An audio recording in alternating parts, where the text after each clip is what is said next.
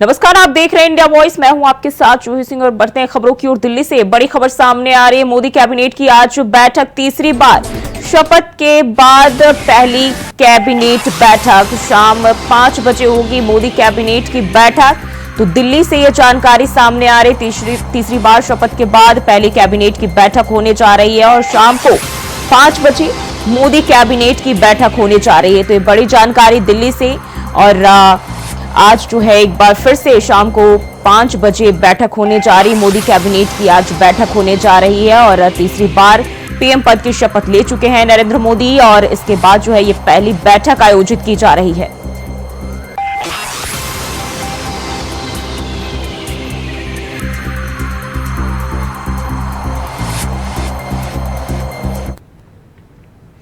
और वहीं नरेंद्र मोदी ने ली तीसरी बार प्रधानमंत्री पद की शपथ। 72 मंत्रियों के साथ मंत्री पद के लिए शपथ। जम्मू कैबिनेट में नजर आया गठबंधन का असर।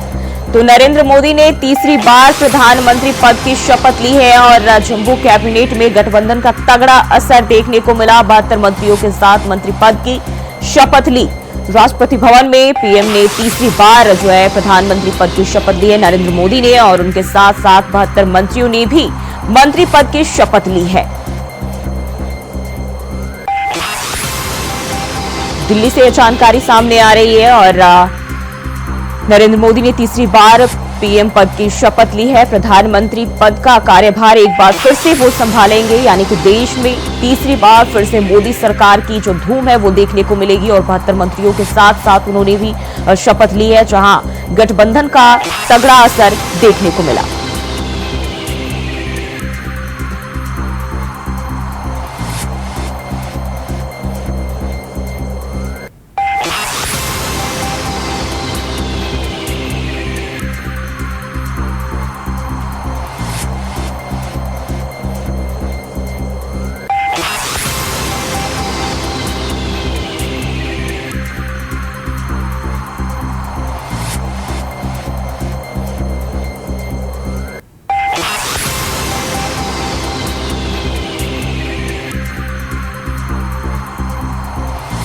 तो 72 मंत्रियों के साथ प्रधानमंत्री पद की शपथ ली है और राष्ट्रपति भवन में शपथ ग्रहण समारोह का आयोजन किया गया था।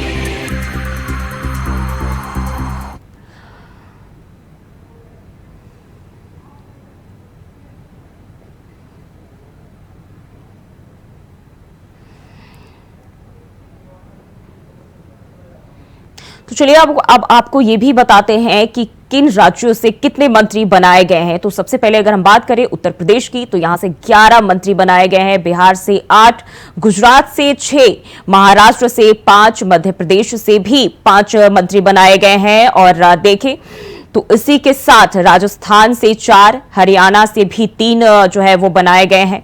और इसके अलावा अगर हम बात करें तो आंध्र प्रदेश से भी 3 मंत्री बनाए गए हैं, उड़ीसा से भी 3 और कर्नाटक से 5 जो है मंत्री पद में शामिल हुए हैं। और इसी के साथ असम की बात करें तो 2, तेलंगाना में भी 2, झारखंड से भी 2 मंत्री पद जो है मिले हैं। और पश्चिम बंगाल, पंजाब, दिल्ली, गोवा ये वो राज्य है जहां एक मंत्री पद दिए गए हैं।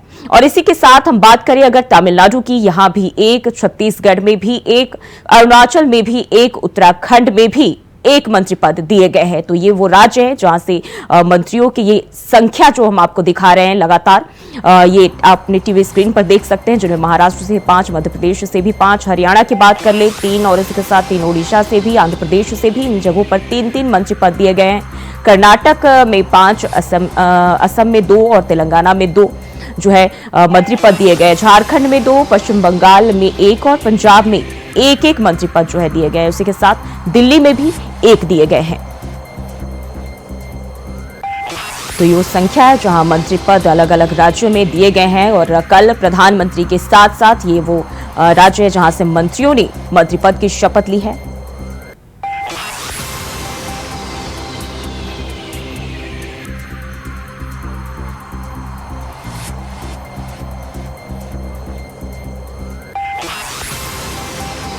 तीसरी बार नरेंद्र मोदी ने प्रधानमंत्री पद की शपथ ली और उनके साथ साथ 72 मंत्रियों ने भी इस दौरान जो है मंत्री पद की शपथ ली है। जहां इस दौरान शपथ ग्रहण के दौरान जम्मू कैबिनेट में गठबंधन का असर देखने को मिला, जहां सभी एक साथ मौजूद थे और इस समारोह में कई मेहमानों को भी आमंत्रित किया गया था।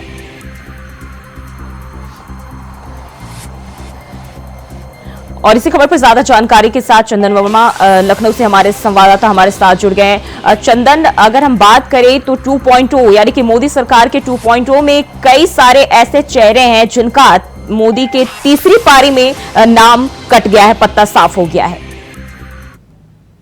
अब बिल्कुल देखिए, जूही 3.0 का ये जो शपथ ग्रहण समारोह था, कल शपथ लिया है देश के प्रधानमंत्री नरेंद्र मोदी ने। और वहीं अगर देखिए मंत्रिमंडल की बात की जाए तो कई ऐसे मंत्रिमंडल में जो मंत्री थे जिनका नाम काटा गया है, वो चाहे उत्तर प्रदेश की बात करी जाए, चाहे तमाम ऐसे जिले हैं, तमाम ऐसे शहर हैं, वहां की अगर बात कर ली जाए तो अगर यूपी की देखिए अगर बात की जाए तो जिसमें कई ऐसे मंत्री हैं जिनका नाम काटकर नए चेहरों को शामिल किया गया है, जिसमें जितिन प्रसाद है जिन्होंने एक बड़ी जीत दर्ज कराई है, उनका नाम शामिल है। साथ साथ जो दिनेश शर्मा है वो है, और साथ ही साथ जो अनुप्रिया पटेल है वो। तो तमाम जो ऐसे मंत्री है जो कयास लगाए बैठे थे कि जिनको मंत्रिमंडल में जगह मिलने वाली उनको शामिल किया जाएगा, तो ऐसे तमाम जो मंत्री थे जो कयास लगा रहे थे वो कयास कहीं ना कहीं पूरे होते नजर नहीं आए। क्योंकि जो उत्तर प्रदेश में जो भारतीय जनता पार्टी जो अपना लक्ष्य लेके चल रही थी, जो नरेंद्र मोदी का जो लक्ष्य था 400 पार का, वो लक्ष्य कहीं ना कहीं फीका होता नजर दिखाई दिया। उसको लेकर जो तमाम मंत्री थे उनके नाम काटे गए। ऐसे में सिर्फ अगर उत्तर प्रदेश की बात की जाए तो उत्तर प्रदेश से करीबन 4 नाम गए थे। वो एक दिनेश शर्मा का गया था, एसपी सिंह बघेल का गया था, साथ ही साथ जो जितिन प्रसाद है उनका गया था, और अनुप्रिया पटेल। तो ऐसे में ये साफ हो चुका है कि जो भारतीय जनता पार्टी है, जो उसकी स्ट्रेटेजी थी, वो कहीं ना कहीं बैकफुट पे होती नजर आई। क्योंकि अखिलेश यादव के साथ जो तमाम जो नेता थे जाति समीकरण को लेकर, अखिलेश यादव आगे उभरते गए और भारतीय जनता पार्टी की करारी हार होती नजर आई, जिसको लेकर तमाम जो मंत्री थे उनका नाम काटा गया है। जूही जी, और हल्द्वानी से हमारे साथ अमित चौधरी भी हमारे संवाददाता जुड़ गए हैं। अमित, अगर हम बात करें उत्तराखंड की तो अनिल बलूनी और अजय टम्टा का नाम सामने आ रहा था, लेकिन अजय टम्टा के नाम पे मुहर लगी है। और हम बात करें प्रदेश में बीजेपी और इसके अलावा जो समर्थक है उनके बीच क्या माहौल, कैसे नजारे देखे जा रहे हैं? देखिए जो बिल्कुल बात की जाए, मोदी सरकार की तीसरी बार शपथ हो चुकी है और देश को एनडीए की तीसरी लगातार सरकार यहाँ पर चुकी है। उसको लेकर के तमाम तरीके से जो उत्तराखंड के अंदर बात की जाए तो 5 लोकसभा सीट तीसरी बार जीत करके सदन में बीजेपी के उत्तराखंड के 5 सांसद पहुंचे हैं। और इसको लेकर के एक अलग ही उत्साह उत्तराखंड के अंदर देखा जा रहा था। और ये हमेशा जताया जा रहा था कि उत्तराखंड से यहाँ पर जो नाम से सफलता है, यहाँ पर त्रिवेंद्र सिंह रावत के नाम की बात की जाए या फिर सोनू के नाम की बात की जाए, इन 2 नामों की बेहद चर्चा थी कि इनको मंत्रिमंडल में जगह मिल सकती है। लेकिन जिस तरीके से अजय टम्टा को यहाँ पर दोबारा से कैबिनेट मंत्री का दर्जा दिया गया, तो कहीं ना कहीं उत्तराखंड की बात की जाए तो जिस प्रकार से यूपी में भी देखा गया कि जातीय समीकरण को साधने की कोशिश इस बार की गई है, तो वही उत्तराखंड में भी देखने को मिला। यहाँ पर अगर ठाकुर चेहरे की बात करें तो वो सीएम के पद में भी संभाल रहे हैं, और जो यहाँ पर प्रदेश अध्यक्ष है वो ब्राह्मण है। तो ये कहीं ना कहीं दलित चेहरे को केंद्रीय मंत्री बनाना, ये जातीय समीकरण साधना साफ दिखाई देता है। और उसको लेकर के बात की जाए तो कुमाऊं में कहीं ना कहीं जश्न का माहौल यहाँ पर देखा जा रहा है। क्योंकि अजय टम्टा की बात की जाए तो वे भी सरल स्वभाव के व्यक्ति माने जाते हैं।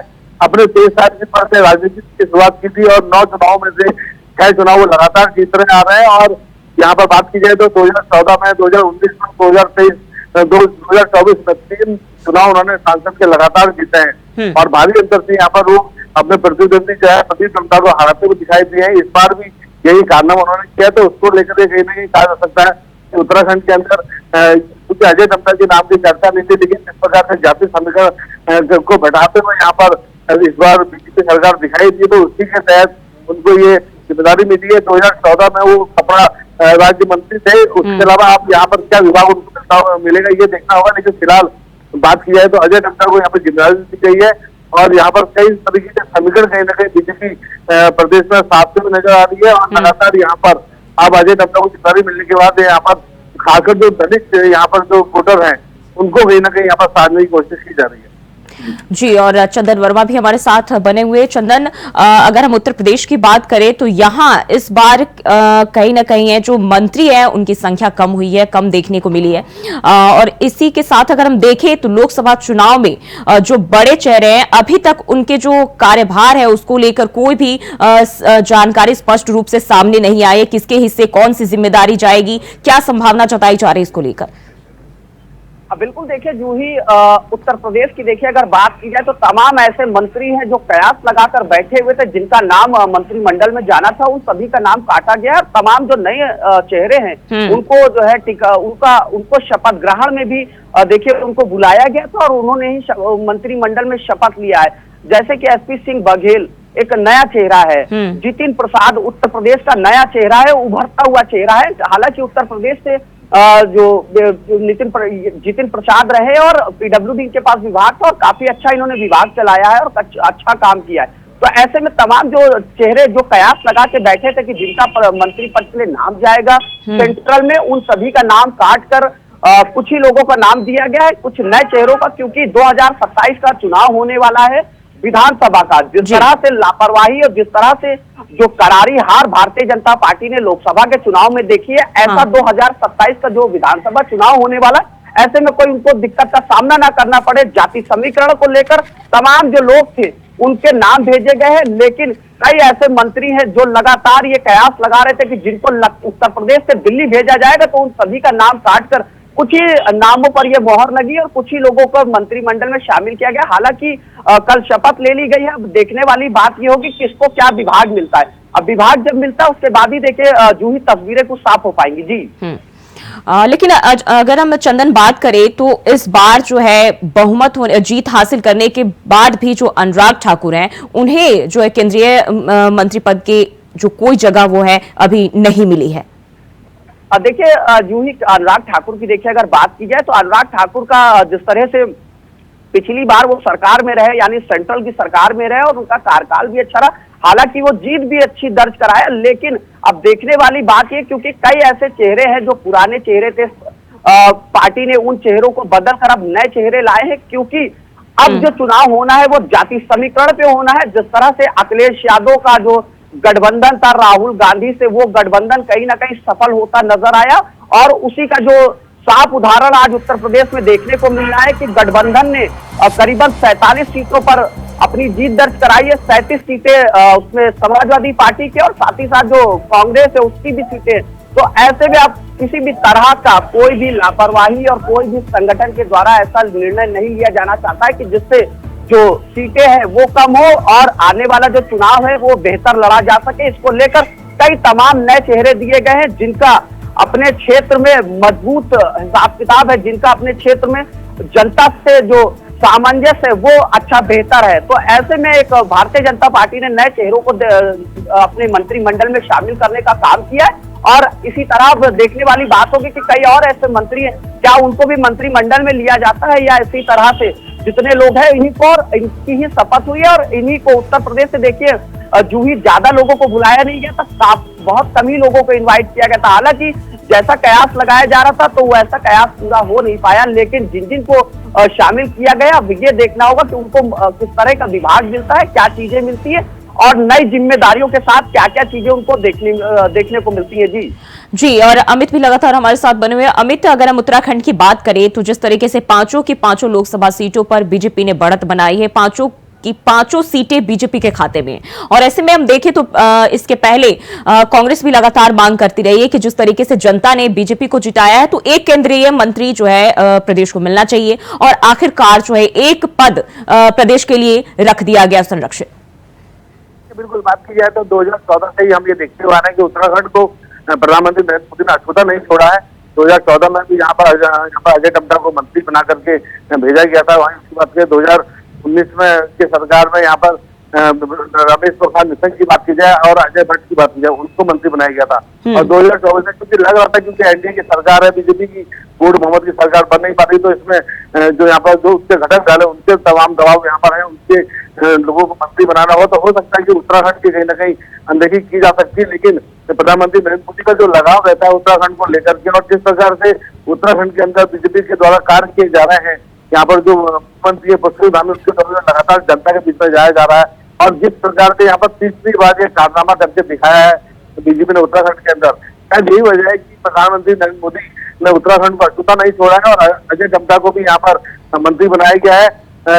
इधर अगर आपको बताऊं तो अजय टम्टा क्योंकि बेहद अनुभवी चेहरे हैं और बड़ा दलित चेहरा है उत्तराखंड के अंदर, तो ये भी एक जातीय समीकरण को भी यहाँ पर देखा गया है। और पुष्कर सिंह धामी मुख्यमंत्री, उनको भी बेहद करीबी बताया जाता है। तो जिस प्रकार से यहाँ नामों की चर्चा चल रही थी, पूर्व मुख्यमंत्री यहाँ पर त्रिवेंद्र सिंह रावत की बात की जाए या यहाँ पर अजय भट्ट की बात की जाए या अनिल मंत्री की बात की जाए, तो यहाँ पर बताया जा रहा है कि इसमें से किसी को मंत्री बनाया जा सकता है। लेकिन बीजेपी क्योंकि अभी आगामी यहाँ उत्तराखंड में निकाय चुनाव होने हैं, जिला पंचायत के चुनाव होने हैं, तो आगे के चुनावों के समीकरण को भी समझते हुए आ रही है और किसी प्रकार से कोई गलती यहाँ पर नहीं करना चाहती, तो इससे जातीय समीकरण को भी साधने की कोशिश की गई है अजय टम्टा को मंत्री बना करके। और साथ ही आगामी चुनाव में यहाँ पर लगातार एक कहीं ना कहीं यहाँ पर प्रेशर मुख्यमंत्री पुष्कर धामी के ऊपर रहने वाला है लगातार, क्योंकि जिस प्रकार से यहाँ पर जो प्रदर्शन है पुष्कर धामी का वो दिन पर दिन बेहतर होता जा रहा है। और यही उनसे दृष्टि जताई जा रही है कि निकाय चुनाव की बात की जाए या पंचायत चुनाव में भी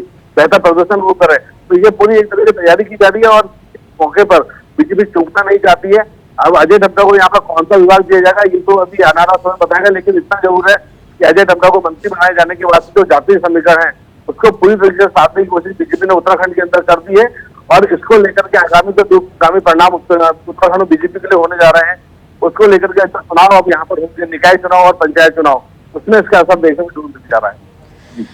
जी चंदन, आपके पास आना चाहूंगी। अपने पिछले 2 कार्यकाल के दौरान जो है पूर्ण बहुमत के साथ देश की अगुवाई कर रहे थे पीएम मोदी, और इस बार जो है गठबंधन को लेकर उन्हें अगुवाई करना है, तो तीसरी दफा यानी कि 3.0 में मोदी के लिए, पीएम मोदी के लिए एनडीए के बीच सामंजस्य बनाना कितना मुश्किल होगा?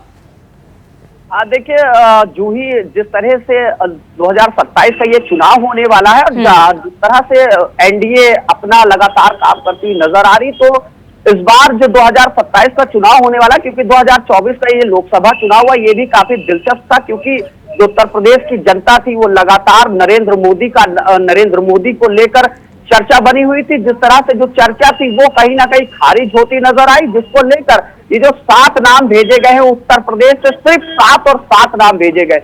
जितिन प्रसाद का भेजा गया है, पंकज सिंह का भेजा गया है, और साथ ही साथ जयंत चौधरी, ऐसे 2-4 और मंत्री है उनका नाम भेजा गया। तो ये साफ तौर पर जाति समीकरण को लेकर ही ये नाम भेजा गया है, क्योंकि 2027 का जो चुनाव लड़ना है वो जाति समीकरण पे चुनाव लड़ा जाएगा। और ये जो नए चेहरे जो शामिल हुए हैं कैबिनेट की उसमें दिल्ली के मंत्रालय में, यानी बात करी जाए सेंट्रल में जो ये नाम शामिल हुए, ये कहीं ना कहीं अपने क्षेत्र में इनका दबदबा कायम है, इनका जो नाम है वो कायम है, उसके साथ ही साथ जो जाति। जी चंदन, बहुत बहुत शुक्रिया आपका। अमित, आपका भी बहुत बहुत शुक्रिया जानकारी साझा करने के लिए। तो एक बार फिर से आपको बता दें कि किन राज्यों से कितने मंत्रियों ने शपथ ली है, तो आप ये देख सकते हैं कि उत्तर प्रदेश से 11, बिहार से 8 और गुजरात से 6, महाराष्ट्र से 5, मध्य प्रदेश से 5, राजस्थान से 4 और इसके बाद जो है हरियाणा से 3, आंध्र प्रदेश से 3, ओडिशा से भी 3 मंत्री बनाए गए हैं और कर्नाटक से 5, असम से 2,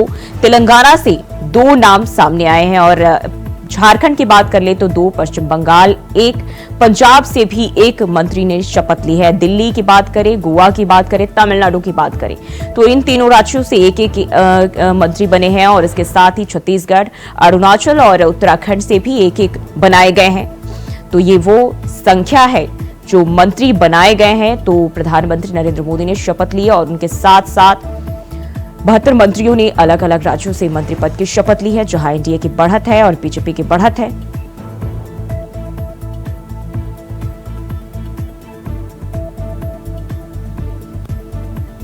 तो कर्नाटक, असम और इसी के साथ झारखंड में भी 2, पश्चिम बंगाल में 1, पंजाब से 1 बनाए गए हैं और दिल्ली, गोवा, तमिलनाडु से एक मंत्री बनाए गए हैं।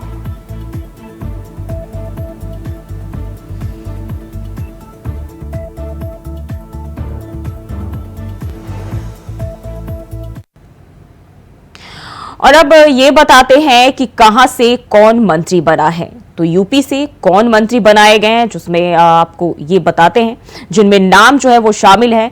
सबसे पहले अगर हम बात करें तो नरेंद्र मोदी, राजनाथ सिंह, हरदीप पुरी, जयंत चौधरी, जितिन प्रसाद और उनके साथ साथ जो है पंकज चौधरी, अनुप्रिया पटेल, एसपी सिंह बघेल, कीर्तिवर्धन सिंह, बीएल वर्मा, कमलेश पासवान और जो है यहाँ से नाम शामिल है। तो उत्तर प्रदेश से ये वो नाम है जो मंत्री बनाए गए हैं। कीर्तिवर्धन सिंह, बीएल वर्मा, कमलेश पासवान के नाम शामिल हैं। तो उत्तर प्रदेश से बनाए गए मंत्रियों के नाम है जो हम आपको दिखा रहे हैं, नरेंद्र मोदी, राजनाथ सिंह, हरदीप पुरी और जयंत चौधरी भी।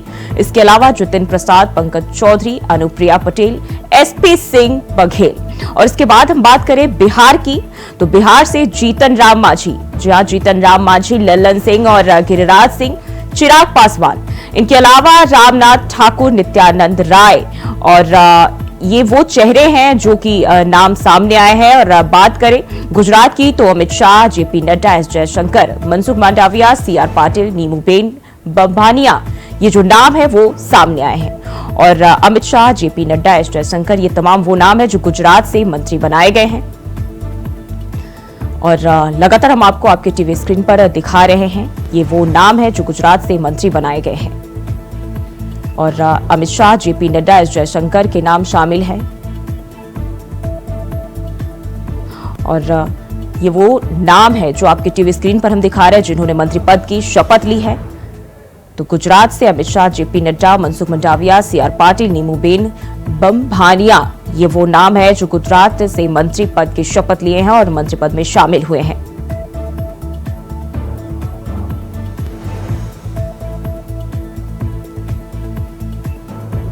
तो मोदी के तीसरे कार्यकाल में ये वो मंत्री पद जो है शामिल हुए हैं। और इसके बाद अगर हम बात करें मध्य प्रदेश की, तो मध्य प्रदेश से शिवराज सिंह चौहान, वीरेंद्र कुमार, ज्योतिरादित्य सिंधिया का नाम सामने आया है। इसके बाद दुर्गादास उइके, सावित्री ठाकुर भी जो है शामिल है। तो शिवराज सिंह चौहान, वीरेंद्र कुमार, ज्योतिरादित्य सिंधिया के अलावा मध्य प्रदेश से जो है ये नाम सामने आए हैं। और बात करें कर्नाटक से तो निर्मला सीतारमण, एचडी कुमारस्वामी और प्रहलाद जोशी, वी सोमन्ना, शोभा करंदलाजे का नाम जो है इसमें सामने आया है। और बात करें महाराष्ट्र की, तो महाराष्ट्र से पीयूष गोयल, प्रताप राव जाधव, रामदास अठावले का नाम सामने आया है। और रक्षा निखिल खड़से, मुरलीधर मोहोल का भी नाम जो है वो सामने आया है। और इसके बाद हम आपको ले चलते राजस्थान, जहां भूपेंद्र यादव, गजेंद्र सिंह शेखावत के नाम सामने आए हैं। और इसके अलावा अर्जुन राम मेघवाल, भागीरथ चौधरी, ये भी सामने आए हैं। तो ये वो नाम है जो हम आपको दिखा रहे हैं जिन्होंने मंत्री पद की शपथ ली है। और अर्जुन राम मेघवाल, भागीरथ चौधरी ने पीएम के साथ साथ जो है मंत्री पद की शपथ ली है। और इसके बाद आंध्र की बात कर ले तो के राम मोहन नायडू, चंद्रशेखर पेमासानी, जो कि पहले से भी इनकी संभावना जताई जा रही थी और इन्होंने शपथ ली है। हरियाणा की बात कर ले तो मनोहर लाल राव, इंद्रजीत सिंह, कृष्णपाल गुर्जर का नाम जो है इसमें शामिल किया गया है और इन्होंने मंत्री पद की जो है वो शपथ ली है। और ओडिशा की बात करें तो ओडिशा से धर्मेंद्र प्रधान, जोएल ओराम, अश्विनी वैष्णव के नाम हैं और इन्होंने मंत्री पद की शपथ ली है। तो ये वो नाम है जो हम आपको दिखा रहे हैं प्रधानमंत्री के साथ साथ। और वहीं असम से सर्बानंद सोनोवाल, पवित्र मार्गरेटा ने भी मंत्री पद की शपथ ली है प्रधानमंत्री के साथ साथ। तो ये नाम लगातार हम आपको दिखा रहे हैं, सर्बानंद सोनोवाल, पवित्रा मार्गरेटा के असम से जो है ये मंत्री बनाए गए, ये वो दो नाम हैं। और इसके बाद झारखंड की बात करें तो झारखंड से अन्नपूर्णा देवी, संजय सेठ, इन दोनों ने मंत्री पद की शपथ ली है। तो झारखंड से दो नाम सामने आए हैं और इन्होंने मंत्री पद की शपथ ली है। उसके अलावा तेलंगाना की बात करें, जी किशन रेड्डी, बंडी संजय कुमार, और जी किशन रेड्डी, बंडी संजय कुमार ने मंत्री पद की शपथ ली है। बता दें कि पीएम मोदी के साथ साथ 72 मंत्रियों ने शपथ ली। और वहीं अरुणाचल से जो नाम सामने आए हैं तो उन्होंने किरण रिजिजू ने मंत्री पद की शपथ ली है। तो अरुणाचल से एक नाम जो है वो किरण रिजिजू का है और ये पहले भी मुख्यमंत्री रह चुके हैं और एक बार फिर से माफ कीजिए मंत्री रहे और एक बार फिर से जो है मोदी मंत्रिमंडल में शामिल किए गए हैं। और वहीं जम्मू कश्मीर से भी जो है एक नाम सामने आए हैं और वो नाम है जितेंद्र सिंह, जिन्होंने मंत्री पद की शपथ ली है। और इसके बाद गोवा का रुख कर लेते हैं तो गोवा से श्रीपद नाइक, इन्होंने मंत्री पद की जो है शपथ ली है। शपथ ग्रहण समारोह में मंत्री पद इन्हें भी मिला है। और पश्चिम बंगाल की ओर चले तो शांतनु ठाकुर, सुकांता मजूमदार, इन्होंने जो है मंत्री पद की शपथ ली है। तो पश्चिम बंगाल से ये वो नाम सामने आए हैं और इन्होंने मंत्री पद की शपथ ली है। केरल की बात कर ले तो सुरेश गोपी, जॉर्ज कुरियन, इन्होंने मोदी मंत्रिमंडल में जो तीसरे कार्यकाल है इसमें शामिल हो रहे हैं। वही तमिलनाडु से जो है एल मुरुगन, इन्होंने मंत्री पद की शपथ ली है। और इसके अलावा हम बात करें उत्तराखंड में, जहां 5 सीटें बीजेपी के खाते में आई है, जहां से अजय टम्टा का नाम जो है इसमें शामिल है। और अजय टम्टा ने मोदी कार्यकाल के तीसरी जो कार्यकाल है, तीसरी पारी है, इसमें मंत्री पद की शपथ ली है। और इसके अलावा पंजाब से रवनीत सिंह बिट्टू का भी जो है नाम है, जो कि मंत्री बनाए गए हैं। अब तीसरी पारी में इनके साथ रहेंगे, मोदी मंत्रिमंडल में शामिल होंगे। छत्तीसगढ़ की बात करें तो तोखन साहू, ये वो नाम है जिन्होंने प्रधानमंत्री के साथ साथ कल शपथ ग्रहण समारोह में शपथ ली है। और दिल्ली की बात कर ले तो हर्ष मल्होत्रा मंत्री बनाए गए हैं। तो मोदी के तीसरे कार्यकाल में ये नाम है जो शामिल होंगे। तो ये वो नाम हम आपको दिखा रहे थे जो अलग अलग राज्यों से जो है प्रधानमंत्री के तीसरे कार्यकाल में शामिल होंगे। इन्होंने मंत्री पद की शपथ ली है। बता दें, प्रधानमंत्री नरेंद्र मोदी ने तीसरी बार प्रधानमंत्री की पद की शपथ ली है। उनके साथ साथ 72 नेताओं ने जो है मंत्री पद की शपथ ली है। और फिलहाल के लिए इस बुलेटिन में बस इतना ही। खबरों के लिए बने रहे इंडिया वॉइस के साथ।